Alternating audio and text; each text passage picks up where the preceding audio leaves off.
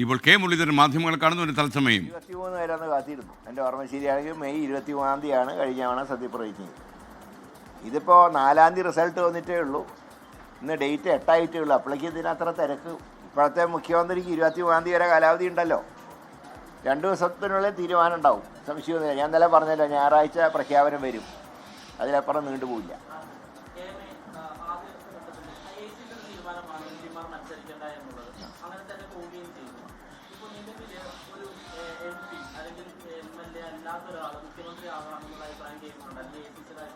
അല്ല, ഞാൻ എൻ്റെ അഭിപ്രായം പാർട്ടിയിൽ പറഞ്ഞിട്ടുണ്ട്. എൻ്റെ നിയോജകമണ്ഡലത്തിലെ ജനങ്ങളുടെ വികാരം കൂടെ ഞാൻ കണക്കിലെടുത്തുകൊണ്ടുള്ള കാര്യമാണ് ഞാൻ പറഞ്ഞിട്ടുള്ളത്. പക്ഷേ ആരെ പാർട്ടി തീരുമാനിച്ചാൽ ഞാൻ അംഗീകരിക്കും. ജനവികാരം കണക്കിലെടുത്തുകൊണ്ടുള്ള ഒരു തീരുമാനം ഹൈക്കമാൻഡിൻ്റെ ഭാഗത്ത് ഉണ്ടാവും എന്നാണ് എൻ്റെ പ്രതീക്ഷ. എന്ത് തീരുമാനം എടുത്താലും ഞാൻ അംഗീകരിക്കും. അല്ല, ഞാൻ പറഞ്ഞത് തീരുമാനം വന്നിട്ടില്ലല്ലോ. ഇപ്പോൾ നിങ്ങളുടെ ചോദ്യം കേട്ടാൽ എന്തോ എം പിമാർ തീരുമാനം എടുത്തു എന്നുള്ള രീതിയിലാണ്. തീരുമാനം ഇതുവരെ വന്നിട്ടില്ല. ഹൈക്കമാൻഡിന് ഒരു ഓപ്പൺ മൈൻഡാണുള്ളത്. തീരുമാനം വരട്ടെ.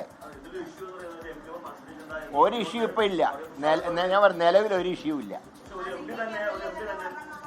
എങ്ങനെ? ഞാൻ എൻ്റെ അഭിപ്രായം ഞാൻ പറഞ്ഞിട്ടുണ്ട്.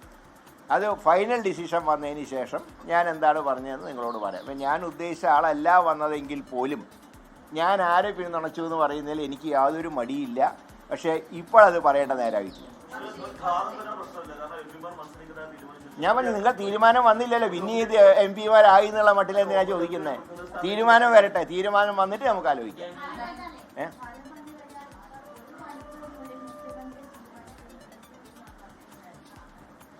ഇത് ജനാധിപത്യ പ്രക്രിയയാണ്. 1 മണിക്കൂർ കൊണ്ടും 2 മണിക്കൂർ കൊണ്ടും തീരുമാനിക്കേണ്ട കാര്യമല്ല.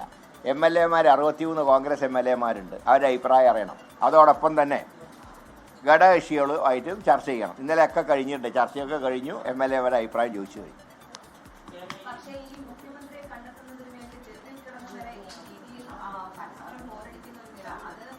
അല്ല, ഞാൻ പറഞ്ഞല്ലേ, ഫ്ലക്സിൻ്റെ വലിപ്പം നോക്കിയിട്ടല്ല മുഖ്യമന്ത്രിയെ തീരുമാനിക്കുക.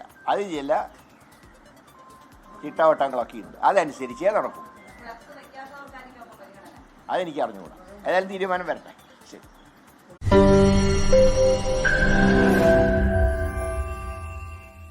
ലോകത്തെവിടെയായാലും ഏത് സമയത്തും 24 വാർത്തകളും ഓഗ്മെന്റഡ് റിയാലിറ്റി പാക്കേജുകളും എക്സ്പ്ലെയിനറുകളും വിശദമായി കാണാൻ ഞങ്ങളുടെ യൂട്യൂബ് ചാനൽ നിങ്ങൾക്ക് സബ്സ്ക്രൈബ് ചെയ്യാം.